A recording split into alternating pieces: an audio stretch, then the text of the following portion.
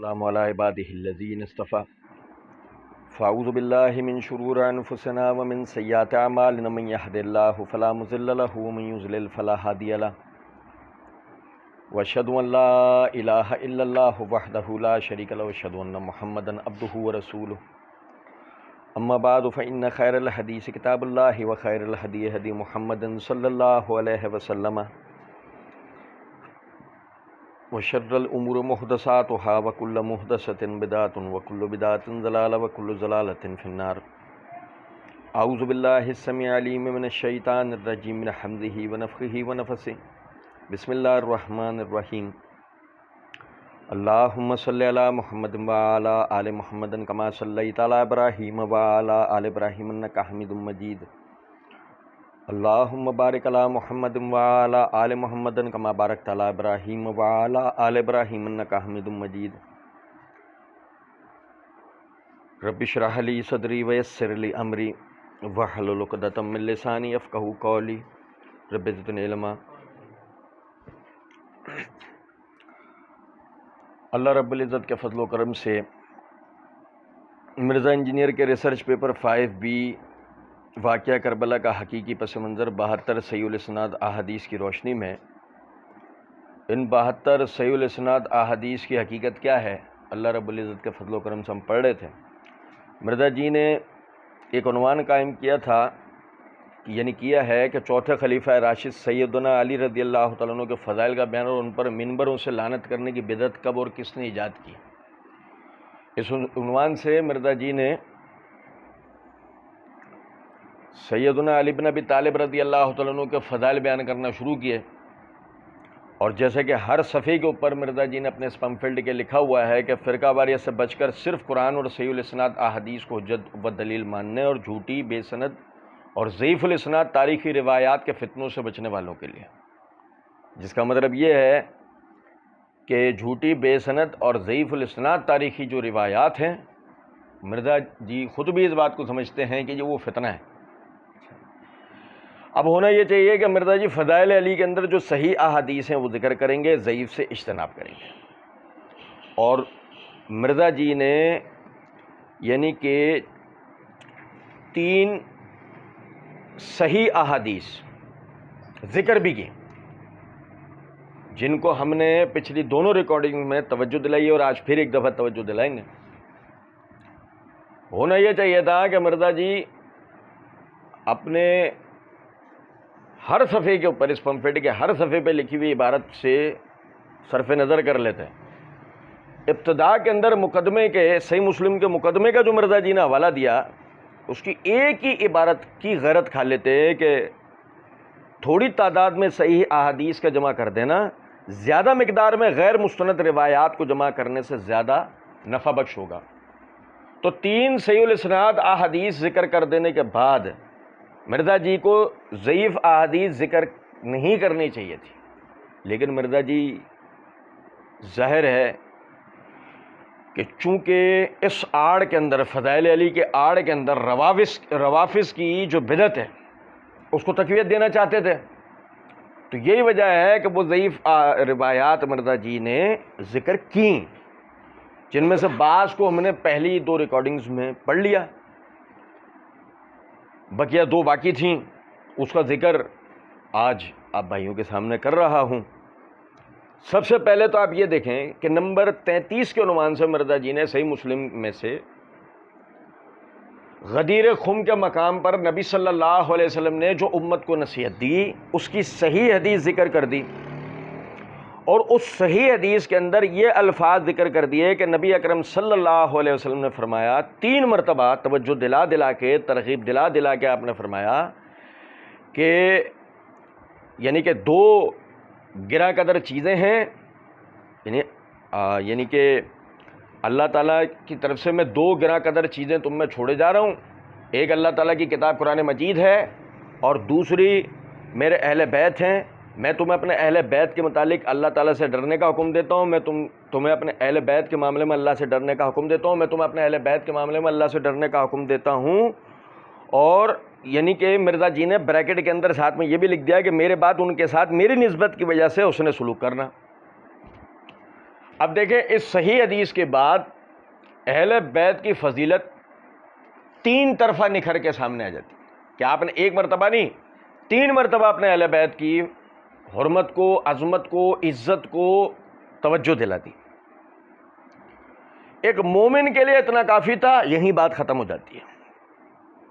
ٹھیک ہے، لیکن اب مرزا جی نے آگے جا کے، جیسے کہ ہم پڑھ رہے تھے ترتیب وار، صفحہ 17 کے اوپر مرزا جی نے مستدرک للحاکم کے حوالے سے حدیث ذکر کی کہ سیدنا زید بن ارقم رضی اللہ تعالیٰ عنہ نے رسول اللہ صلی اللہ علیہ وسلم سے بیان کیا کہ آپ نے ارشاد فرمایا میں تم میں 2 کرا قدر چیزیں چھوڑے جا رہا ہوں، اللہ تعالیٰ کی کتاب بریکٹ میں قرآن حکیم اور میرے اہل بیت، اور یہ دونوں ہرگز الگ نہیں ہوں گے، بریکٹ میں ہمیشہ اکٹھے رہیں گے حتیٰ کہ حوض بریکٹ میں کوثر پر میرے پاس آ جائیں.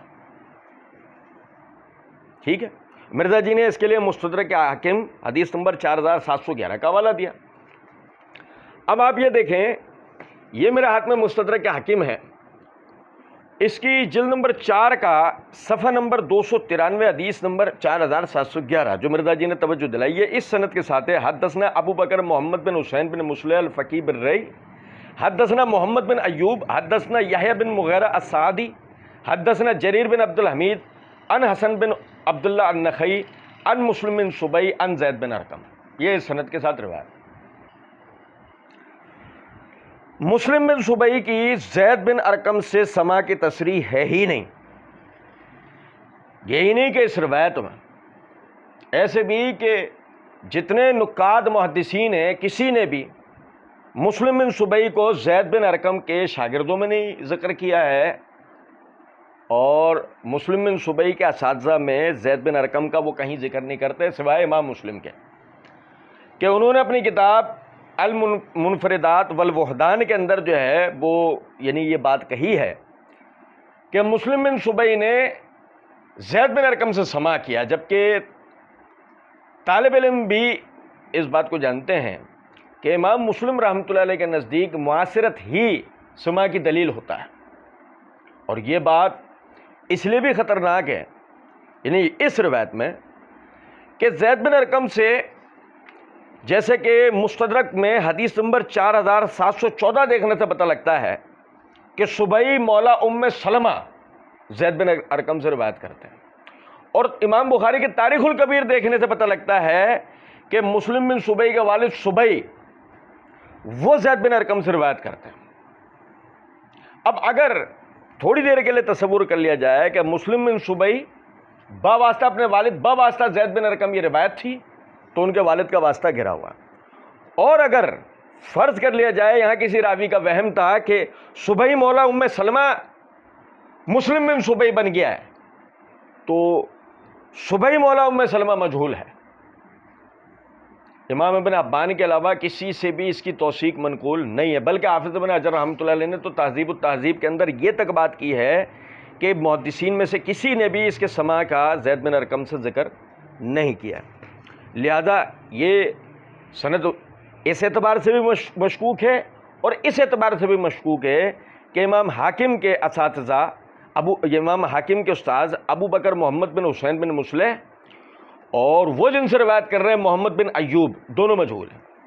ہو سکتا ہے کہ کسی کے ذہن کے اندر یہ خیال آئے کہ جی اس کی تو دیگر مطابق اسانید بھی موجود ہیں، تو ہمارا اصل سوال تو اپنی جگہ ہی کھڑا ہے، کیا اس میں مسلم بن صبی کی زید بن ارقم سے سماع کی تصریح ہے؟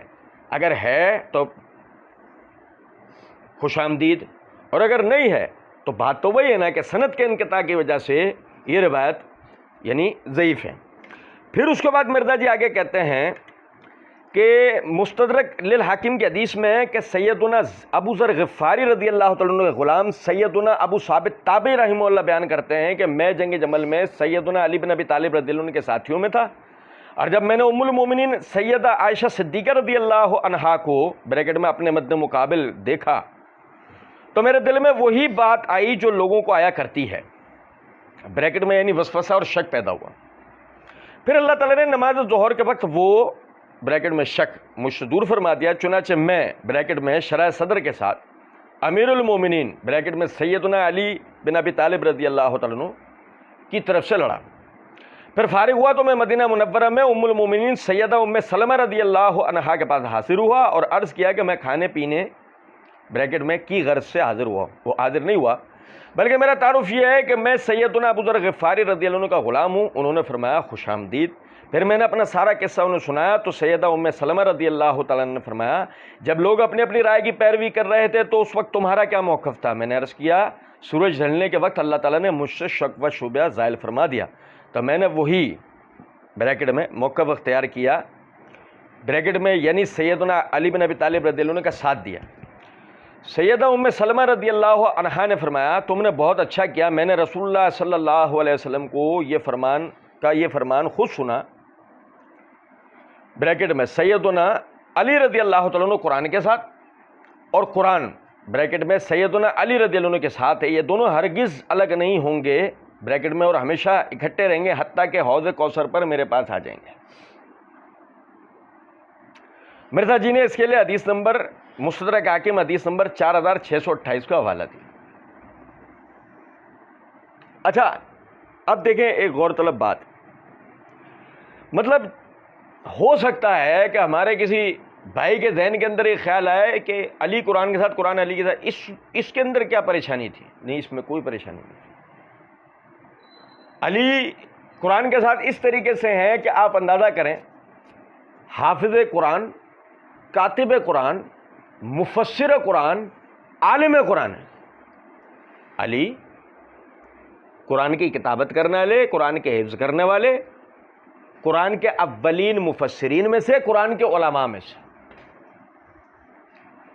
بے شک بات اپنی جگہ بالکل حقیقت، لیکن مقصد عرض کرنے کا یہ ہے کہ آپ اگر اسے اس طرح درج کر دیں، ان تاریخی روایات و حوالہ جات کی روح سے درج کر دیں تو کون جھٹلانے والا ہے کہ علی صاحب قرآن ہے، علی عالم قرآن ہے، یعنی کہ حافظ قرآن ہے، مفسر قرآن ہے؟ کون اس کا جھٹلانے والا ہے؟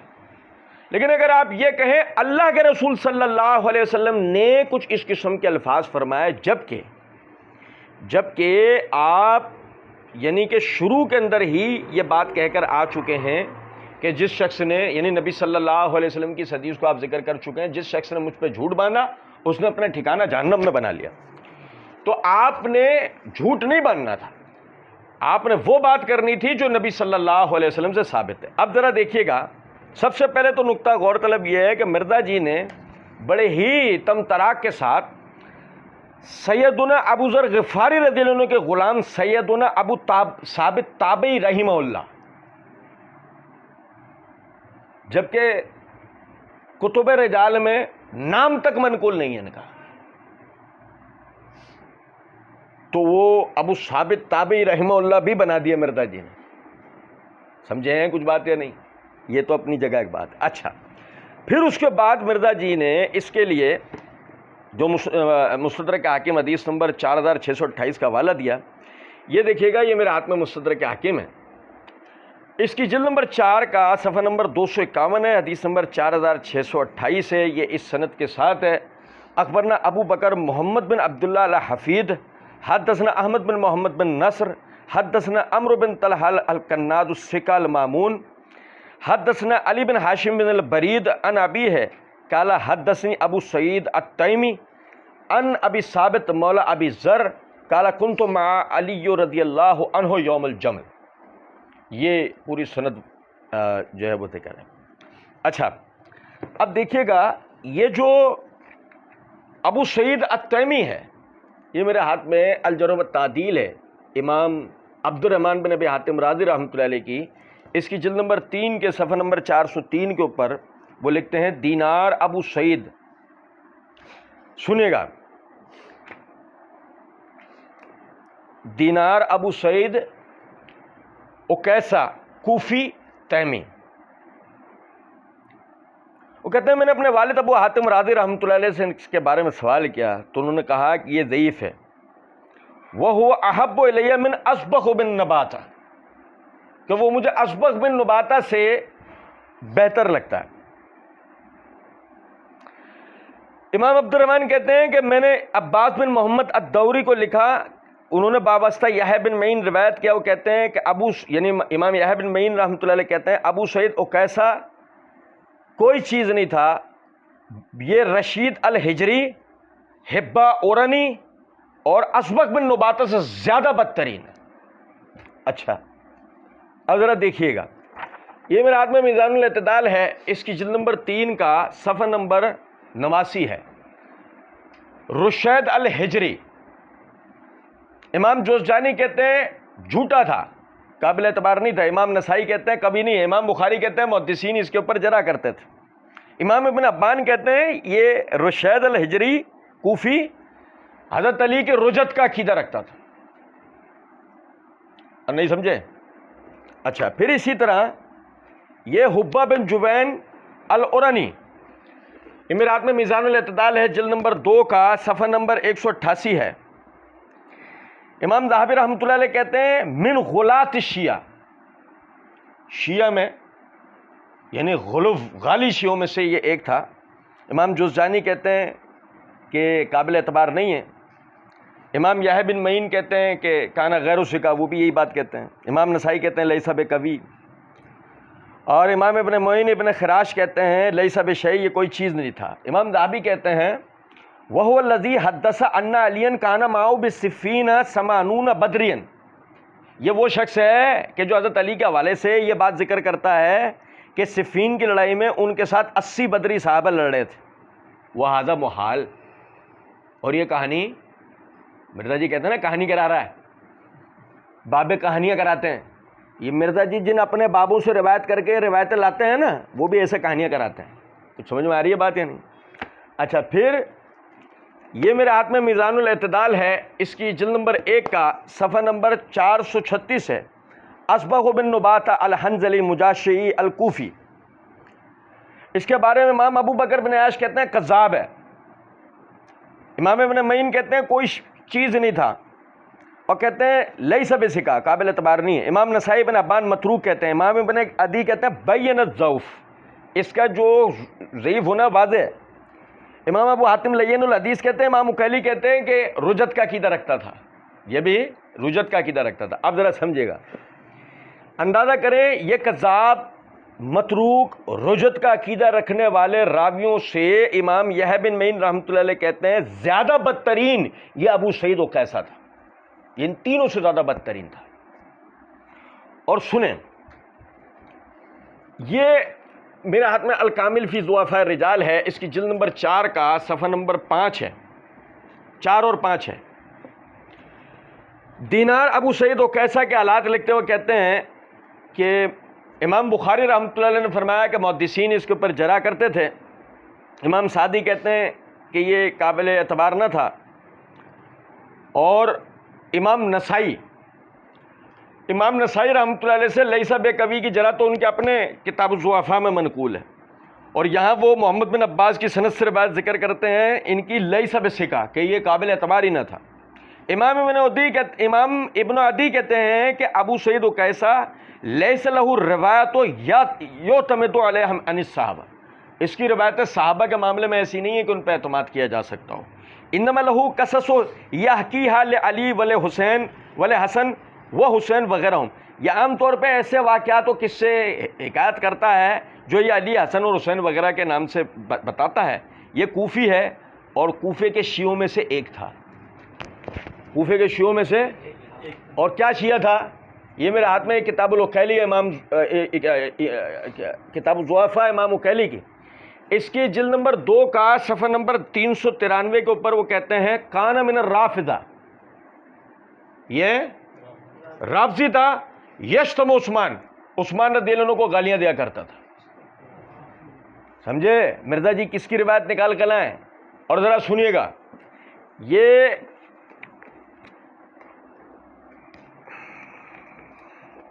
امام دارقطنی کی کتاب الضعفاء والمتروکین، اس کے صفحہ نمبر 308 کے اوپر وہ کہتے ہیں دینار ابو سعید عکیس کوفی ان علی مناکیر، یہ علی رضی اللہ عنہ کے حوالے سے منکر روایتیں بیان کرتا ہے۔ رماہ ابو بکر بن عیاش بالکذب، اور ابو بکر بن عیاش نے جھوٹ کی تہمت لگائی ہے اس پہ، اور یہ بس اللہ ہمارے حالوں پہ رحم کرے. جتنا بدترین یہ راوی ہے کوئی گمان نہیں کہ روایت اس نے گھڑی ہو. بات آپ سمجھ رہے ہیں یا نہیں؟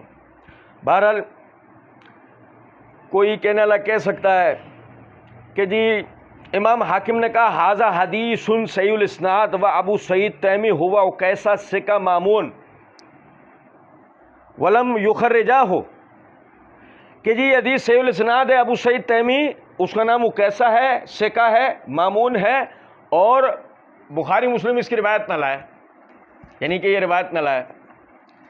یہ میرے ہاتھ میں لسان المیزان ہے، اس کی جلد نمبر 2 کا صفحہ نمبر 504 کے اوپر حافظ ابن حجر رحمۃ اللہ علیہ کہتے ہیں وقد اخرج له الحاکم فی المستدرک، امام حاکم اس اکیسا ابو سعید تیمی کی روایت لے کے آئے مستدرک میں، اور ساتھ کہا کہ ثقہ مامون ہے. ولم یتعقب المؤلف فی تلخیص المستدرک، اور امام ذہبی نے تلخیص المستدرک میں ان کا تعقب نہیں کیا. جس کا مطلب کیا ہے کہ یعنی کہ امام ذہبی نے ان کا رد کرنا چاہیے تھا امام حاکم کا اس بات میں کہ ایسا راوی کہ جو رجت کا عقیدہ رکھنے والے رافضیوں کذابوں سے زیادہ بدترین ہے اس کو وہ ثقہ مامون قرار دے رہے ہیں. نیز جس سے وہ روایت کر رہے ہیں ابو ثابت مولا ابی ذر وہ مجہول. یہ روایت امام بخاری امام مسلم کی شرط پہ ہوتی تو امام بخاری امام مسلم لے کر آتے. وہ ایک کذاب رافضی کی روایت کو وہ کیوں لے کر آئیں گے، اور اس کو اب صحیح قرار دینا کہاں کی جو ہے وہ ایک بات ہے. اچھا جی، اس کے بعد مرزا جی کہتے ہیں کہ نمبر 34 اور نمبر 35 کے عنوان سے فضائل علی کی وہ دونوں روایتیں ذکر کی جو الحمدللہ ہم نے پچھلی ریکارڈنگ میں پڑھ کے مرزا جی کی تعریف کی. دل تو نہیں کر رہا تھا لیکن ہم نے کی، اور یہ ایک ساتھ ہی ثبوت دیا اس بات کا کہ دیکھو آپ نے صحیح حدیث ذکر کی، ہم نے آپ کو سلام پیش کیا نا، کیا، کیوں مجبور کر رہے ہو کہ ہم آپ پر لعنت پیش کریں؟ کچھ سمجھیں بات کو ذرا. اب نمبر 35 کے عنوان سے اپنی پیدائشی پریشانی کا ذکر کرتے ہوئے مرزا جی کہتے ہیں کہ سیدنا مصعب بن سعد تابعی رحمہ اللہ اپنے والد سیدنا سعد بن ابی وقاص سے بیان کرتے ہیں کہ رسول اللہ صلی اللہ علیہ وسلم غزوہ تبوک کے لیے روانہ ہوئے تو آپ نے سیدنا علی بن ابی طالب رضی اللہ عنہ کو اپنے پیچھے قائم مقام کے طور پر چھوڑا. اس پر انہوں نے سیدنا علی رضی اللہ عنہ نے بریکٹ میں آپ صلی اللہ علیہ وسلم کی جدائی پہ اظہار افسوس کرتے ہوئے پوچھا کہ آپ صلی اللہ علیہ وسلم مجھے بچوں اور عورتوں میں چھوڑے جاتے ہیں. تو آپ صلی اللہ علیہ وسلم نے ارشاد فرمایا بریکٹ میں اے علی رضی اللہ تعالیٰ عنہ، کیا تم اس بات پر خوش نہیں کہ تمہارا مجھ سے وہی رشتہ ہے جو ہارون کا موسیٰ علیہ السلام سے تھا؟ بریکٹ میں لکھتے ہیں یعنی جیسے کہ کوہ طور پہ جاتے ہوئے سیدنا موسیٰ علیہ السلام سیدنا ہارون علیہ السلام کو بنی اسرائیل پر اپنا قائم مقام بنایا تھا، ویسے ہی میں بھی تبوک پہ جاتے وقت تمہیں اپنا قائم مقام بنا کر جا رہا ہوں. اب آگے مرزا جی صحیح مسلم کے عنوان سے لکھتے ہیں کہ صحیح مسلم کی حدیث میں کہ سیدنا سعد بن ابی وقاص رضی اللہ عنہ بیان کرتے ہیں کہ رسول اللہ صلی اللہ علیہ وسلم نے فرمایا اے علی رضی اللہ تعالیٰ عنہ، تیری مجھ سے وہی نسبت ہے جو ہارون علیہ السلام کو موسیٰ علیہ السلام سے تھی، سوائے اس کے کہ میرے بعد کوئی نبی نہیں ہوگا. سیدنا سعید تابع رحمہ اللہ کہتے ہیں کہ میرا دل چاہا کہ میں براہ راست یہ حدیث سیدنا سعد بن ابی وقاص سے سنوں، چنانچہ میں سیدنا سعد بن ابی وقاص رضی اللہ عنہ سے ملا اور انہیں اس طرح کی حدیث سنائی جو میں نے ان کے بیٹے سیدنا عامر بن سعد تابعی رحمہ اللہ سے سنی تھی. اس پر سیدنا سعد بن ابی وقاص نے فرمایا ہاں میں نے رسول اللہ صلی اللہ علیہ وسلم سے اسی طرح سنا تھا. اور لکھتے ہیں نوٹ، وہ چونکہ حضرت معاویہ بن ابی سفیان رضی اللہ عنہ کا دور ملوکیت تھا اور بنو امیہ کے منبروں سے سیدنا علی رضی اللہ عنہ پہ لعنت کرنے کا بدعت کا رواج عام تھا، جس کی تفصیل آگے حدیث نمبر 37 سے 48 تک آ رہی ہے. تو ایسے حالات میں سیدنا علی بن ابی طالب رضی اللہ عنہ کی اتنی شان بیان کرنے والی حدیث کو ہضم کرنا انتہائی مشکل کام تھا. چنانچہ اب بریکٹ ختم ہوتا ہے اور آگے مرزا جی لکھتے ہیں سیدنا سعید تابعی رحمہ اللہ کہتے ہیں کہ میں نے پھر بریکٹ میں دوبارہ تاکیداً پوچھا کیا واقعی آپ رضی اللہ تعالیٰ عنہ نے خود رسول اللہ صلی اللہ علیہ وسلم سے سنا تھا؟ چنانچہ سیدنا سعد بن ابی وقاص نے بریکٹ میں غصے کی حالت میں اپنی دونوں انگلیاں اپنے کانوں پر رکھ کر فرمایا ہاں، ورنہ اب بریکٹ میں اگر میں جھوٹ بول رہا ہوں تو میرے یہ دونوں کان ہی بہرے ہو جائیں.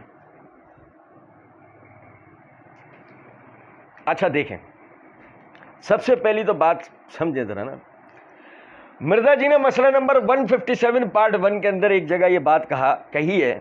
اب میں بھی یہ فرضی پھکے دینے لگا ہوں، اگر سٹوریاں بنانی ہوں تو میں سٹوری بناتا ہوں، مزید کچھ جملوں کے بعد فرماتے ہیں میں ہن کفایت اللہ سنابلی کو سٹوری بنا کر دسناواں کچ بڑھتی ہے، اگر بنانا شروع کر دوں جھوٹی، جس طرح یہ بناتا ہے عبداللہ بن سبا کے اوپر کھڑی کرتا ہے۔ مزید کچھ جملوں کے بعد فرماتے ہیں اس طرح کی سٹوریاں تو ہم بھی بلڈ کر سکتے ہیں۔ یو آپ واقعی کر سکتے ہیں۔ اور سنیں پھر اس کے بعد مسئلہ نمبر 157 پارٹ 2 کے اندر لکھتے ہیں اس طریقے سے اگر کہتے ہیں کہ اس طریقے سے اگر جھوٹی سٹوری بنانا ہو تو میں بڑی فٹ قسم کی سٹوری بنا کے نا ایک فلم بنا سکتا ہوں۔ یو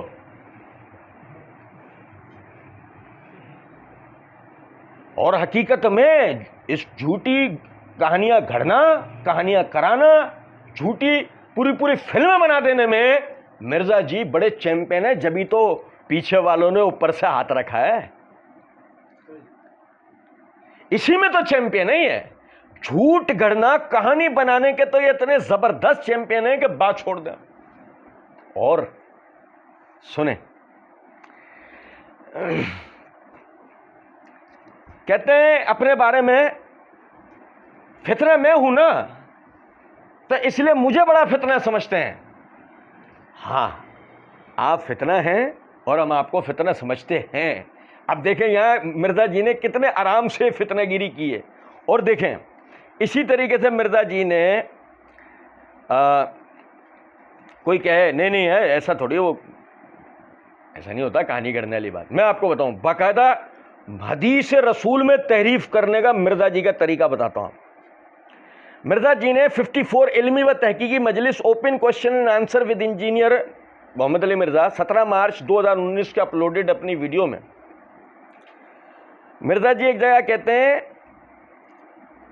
عبداللہ بن عباس عصر کے وقت یعنی اپنے اسٹوڈنٹس کو لے کر بیٹھے، مغرب کی اذان ہو گئی تو مغرب کا ٹائم داخل ہو گیا تو ایک سنی کھڑا ہو گیا، وہاں شیعہ کو تو کوئی مسئلہ نہیں تھا، ایک سنی کھڑا ہو گیا آ کر نماز دا ٹائم ہو گیا ذرا نماز تو پڑھا دیں۔ میں ایک دفعہ پھر اس کو دہراتا ہوں، عبداللہ بن عباس عصر کے وقت اپنے اسٹوڈنٹ کو لے کر بیٹھے، مغرب کی اذان ہو گئی تب مغرب کا ٹائم داخل ہو گیا تو ایک سنی کھڑا ہو گیا، وہاں شیعہ کو تو کوئی مسئلہ نہیں تھا، ایک سنی کھڑا ہو گیا آ کر نماز دا ٹائم ہو گیا ذرا نماز تو پڑھا دیں۔ اب کیا عبداللہ بن عباس رضی اللہ عنہ کے صحابہ کے دور میں سنی شیعہ تھے؟ نہیں سمجھے ہو کچھ بات یا نہیں؟ یہ مرزا جی نے بظاہر کیا طنز کیا تھا، بظاہر یہ دو نمازیں اکٹھی پڑھنے کے مسئلے پہ ہم نے اللہ کے فضل و کرم سے اس کا بہت زبردست جواب دیا ہے، لیکن میں ایک توجہ دلانا چاہ رہا ہوں، دو نمازیں اکٹھی کر کے پڑھنے کا جو مسئلہ تھا اس میں رافضیوں کی ہمنوائی کرتے ہوئے مرزا جی نے یہاں پر باقاعدہ کان درازی کرتے ہوئے اہل سنت پہ یہ بات کہی کہ دیکھو جو وہ عبداللہ بن عباس پہ سنی آگے کھڑا ہو گیا، کتنے آرام سے حدیث رسول میں معنوی تعریف کر دی، یعنی آن کیمرہ، اور کسی کو کوئی پریشانی نہیں۔ تو کہانیاں کرانے، باتیں گھڑنے کے مرزا جی چیمپئن ہیں، اور یہی وجہ ہے مرزا جی نے کہا نوٹ وہ چونکہ حضرت معاویہ بن ابی سفیان کا دور تھا وغیرہ وغیرہ۔ جبکہ اب ذرا سمجھے گا،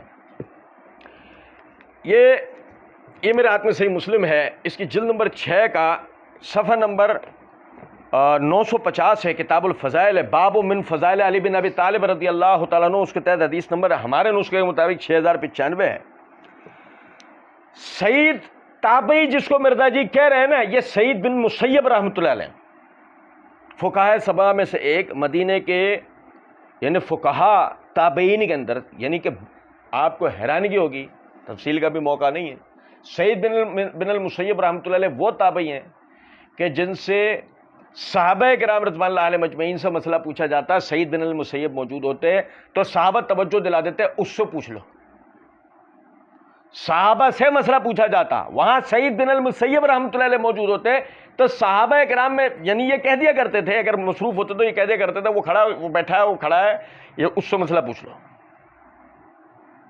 اتنی یعنی عظیم الشان شخصیت کے مالک، وہ کہتے ہیں یعنی یہ پورا جملہ کہ علی تیری میرے ساتھ نسبت ایسی ہے جیسی موسیٰ کے ہارون کے ساتھ تھی، سوائے اس کے الا انہ لا نبی بعدی، میرے بعد کوئی نبی نہیں ہوگا. یہ حدیث مرزا جی نے نقل کی. اس کے بعد جو مرزا جی نے اس پر اپنی فنکاری کرنے کی کوشش کی، اب ذرا سنیے گا، عربی عبارت پہلے سنیں.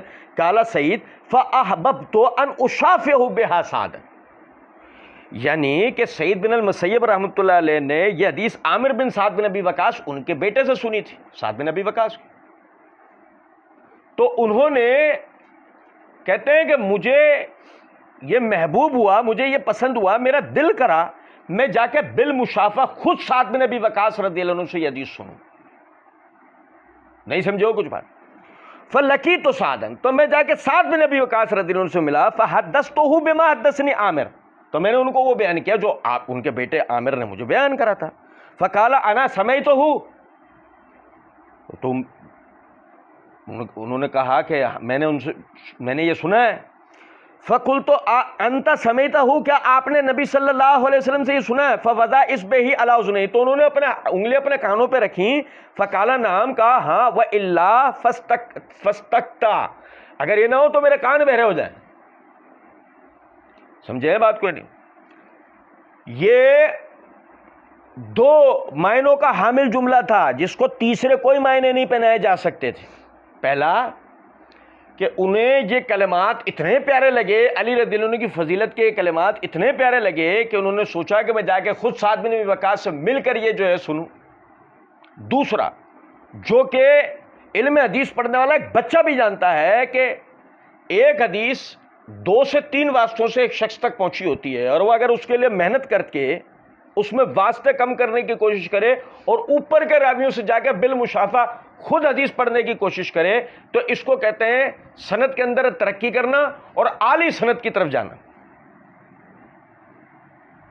سند میں ترقی کرنا اور اعلی سند کی طرف جانا محدثین کا یہ طریقہ ہوتا تھا کہ وہ یعنی کوشش کرتے تھے اس بات کی کہ سند میں ترقی کر کے اعلی سند تک پہنچنے کی کوشش کرتے تھے. اس میں ایک تفصیل ہے، میں بھی اس طرف نہیں جا رہا ہوں، صرف آپ کو توجہ دلاؤں گا کہ یہ معنی انہوں نے عامر بن سعد سے یعنی تابعی سے یہ معنی سنے، خود تابعی سے روایت کرا سعید بن المسیب، جا کر انہوں نے بالمشافہ صحابی سے سن لیا، سند میں الوف کا درجہ حاصل کیا. اور ذرا دیکھیے گا، یہ میرے ہاتھ میں خطیب بغدادی رحمۃ اللہ علیہ کی الجامع لاخلاق الراوی و آداب السامع، اس کے صفحہ نمبر 35 کے اوپر خطیب بغدادی رحمۃ اللہ علیہ نے باب قائم کیا ہے، من سمع حدیثا نازلا فاطلبوہ عالیا، جس نے نازل سند سے روایت سنی پھر اس نے کوشش کی عالی سند کے لیے. پہلی حدیث اس باب کے تحت جو لائے، پہلی حدیث وہ یہی سعد بن ابی وقاص رضی اللہ عنہ والی حدیث ہے کہ سعید بن المسیب کہتے ہیں کہ میں نے عامر بن سعد سے باواسطہ سعد بن ابی وقاص یہ روایت سنی. سننے کے بعد کہتے ہیں فاحببت ان اشافہ بہ سعدا، تو مجھے یہ دل کرا کہ میں جا کے خود بالمشافہ سعد بن ابی وقاص رضی اللہ عنہ سے مل کر یہ روایت سنوں. تو پھر وہ سارے پھر وہی واقعہ ہے. اور یہی نہیں، پھر خطیب بغدادی رحمۃ اللہ علیہ نے آگے حدیث نمبر 112 کے تحت روایت ذکر کی ہے کہ عبد الرحمن بن یزید وہ علقمہ بن قیس سے روایت کرتے ہیں، اور علقمہ بن قیس ابو مسعود انصاری رضی اللہ تعالیٰ عنہ سے روایت کرتے ہیں کہ نبی صلی اللہ علیہ وسلم نے فرمایا، جس نے یہ 2 آخری آیتیں سورہ بقرہ کی تلاوت کر لیں یہ اسے پوری رات کے لیے کافی ہوں گی. قال عبد الرحمن فلقیت ابا مسعود، تو کہتے ہیں کہ میں ابو مسعود انصاری رضی اللہ عنہ سے جا کے ملا، وَهُوَ يَطُوفُ بِالْبَيْتِ، وہ کعبۃ اللہ کا طواف کر رہے تھے. فَسَأَلْتَهُ، پس میں نے ان سے حدیث کے بارے میں سوال کیا. فَحَدَّثْنِي بِهِ رسول اللہ صلی اللہ علیہ وسلم، تو انہوں نے یہ حدیث رسول اللہ کے رسول صلی اللہ علیہ وسلم کے حوالے سے مجھے بیان کی. تو یہ مسئلہ نہیں تھا، یہ خدا نہ خواستہ مسئلہ نہیں تھا کہ جی وہ کوئی معاویہ رضی اللہ عنہ کے ڈر سے یا جی منبروں کے اوپر جو ہے وہ خدا نہ خواستہ گالیاں دی جاتی تھیں، نعوذ باللہ من ذالک. اور سعید بن المسیب رحمۃ اللہ علیہ کو علی رضی اللہ عنہ کی شان بیان کرنے والی حدیث ہضم نہیں ہو رہی تھی. اس بے شرم سے مرزا سے کو پوچھے ہوئے بے غیرت، اگر انہیں ہضم نہیں ہوتی تو یہ تیرے تک جو روایتیں پہنچی ہیں ان میں سے بعض روایتیں سعید بن المسیب کی ہی سند سے علی رضی اللہ عنہ کی فضیلت. مزے کی بات ہے یہ حدیث بھی کس کی سند سے ہے؟ سعید بن المسیب. اور مدعی لاکھ پر بھاری ہے گواہی اس طوائف کی. یہ طوائف جو یہاں پر آ کر یہ کہتی ہے کہ جی نوٹ، وہ معاویہ بھی سفیان کا دور تھا اور وہ فضائل علی کی حدیث ہضم کرنا مشکل تھی، اس لیے ان کو یقین نہیں آیا اور انہوں نے جا کر جو ہے وہ دوبارہ تاکیداً پوچھا تو سعد بن ابی وقاص غصے میں آ گئے، حالانکہ حدیث میں ایسا کوئی لفظ نہیں تھا، وہ غصے میں آ کے انہوں نے جملہ کہا. اب ہم کہیں گے چلو تمہیں تمہارے ہی صفحہ نمبر 17 پہ لے چلتے ہیں.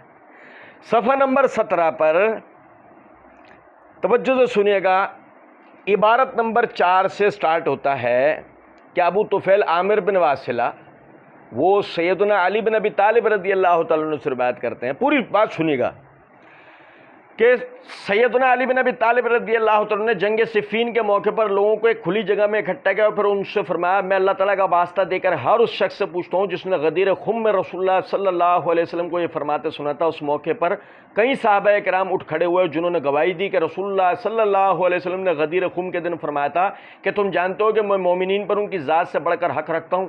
یہ فرماتے ہوئے آپ سیدنا علی رضی اللہ تعالیٰ عنہ کا ہاتھ تھامے کھڑے تھے. پھر رسول اللہ صلی اللہ علیہ وسلم نے ارشاد فرمایا، جس کا مولا میں ہوں اس کا مولا علی ہے. اے اللہ تعالیٰ تو اس سے محبت رکھے، تو بھی جو اس سے محبت رکھے تو بھی اس سے محبت رکھ، اور جو بھی اس علی سے دشمنی رکھے تو بھی اس سے دشمنی کر. یہاں تک سن لیا؟ مرزا جی کی الفاظ. سیدنا ابو طفیل عامر بن واصلہ بیان فرماتے ہیں کہ میں یہ گفتگو سن کر وہاں سے نکلا تو میرے دل میں کچھ شک باقی تھا، بریکٹ میں شک باقی. چنانچہ میں سیدنا زید بن ارقم سے جو کہ سابقون الاولون صحابہ میں سے تھے ملا اور میں نے انہیں ساری بات اور اشکال سنایا. تو انہوں نے فرمایا تمہیں کس بات پر شک ہے؟ یہ سب کچھ میں نے رسول اللہ صلی اللہ علیہ وسلم سے سن رکھا ہے. اب ہم مرزا جی کی جناب میں عرض کریں گے کہ مرزا جی خود آپ نے بتایا یہ کب کا واقعہ ہے؟ صفین کا. کیا معاویہ کی حکومت آ گئی؟ نہیں. کیا منبروں پر سے علی کو گالیاں دینے کیا رواج شروع ہو گیا؟ نہیں. ابھی علی کی حکومت ہے. ہاں. من کنت مولا فاز علی مولا علی روایت سن لی. ہاں. ابو طفیل کہہ رہے میرے دل میں شک آ گیا. کیا فضائل علی کی حدیث ہضم نہیں ہو رہی ہے؟ کیا علی کے دورہ خلافت میں بھی فضائل علی کی حدیث ہضم نہیں ہو رہی تھی جو آ کے زید بن ارقم سے پوچھا؟ اب کیا جواب دو گے؟ طوائف جواب کے اندر کہیں گی یہاں وہاں تو ناچ کچھ اور دکھایا نا طوائف نے کہ نوٹ، لیکن یہاں کہیں گی کہ بات وہ نہیں، وہ انہوں نے سنا نہیں تھا، وہ یہ بات نہیں تھی، وہ نہیں ہوگا نا. اب ہوگی نا ساری توضیح.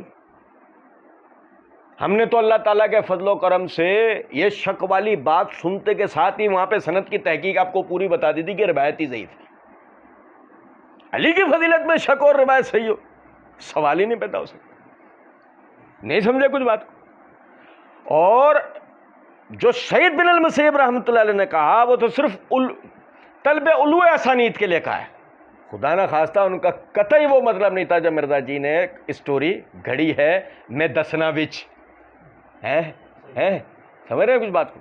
تو اللہ تعالیٰ رافضیت سے بچائے، کیونکہ رافضیت کا سب سے بڑا مسئلہ یہ ہے کہ جس آدمی میں یہ رافضیت کا وائرس داخل ہوتا ہے اس کا سب سے بڑا مسئلہ یہ ہوتا ہے وہ صحابہ تابعین تبع تابعین کے نام سے جھوٹ بولنا شروع ہو جاتا ہے، جسے مرزا نے یہاں پر پوری یہ کہانی گھڑی ہے.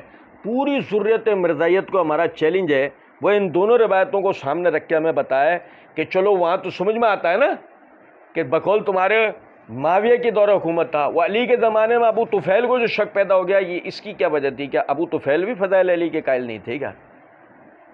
اللہ تعالیٰ سمجھنے اور عمل کرنے کی توفیق دے. وما علینا الا البلاغ.